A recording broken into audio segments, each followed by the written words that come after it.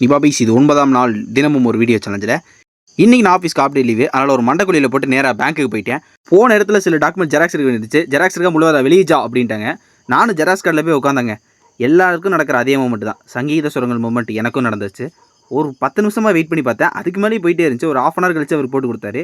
ஒரு வழி அந்த வேலையை முடிச்சுட்டு நீர்மோர் பந்தலில் ஒரு மோர் அடிச்சுட்டு இன்றைக்கி போகிற வழியில் தான் சர்ச்சு. அங்கே போய் ஒரு அருமையான பக்தி மோடுக்கு மாறிட்டு நேராக வீட்டுக்கு வந்துட்டேன். இன்றைக்கி ஆஃப் டே இதுங்கிறனால கொஞ்சம் டைம் இருந்துச்சு. உட்காந்து நம்ம காடியை துடைக்கிற வேலையை பண்ணிட்டேன்.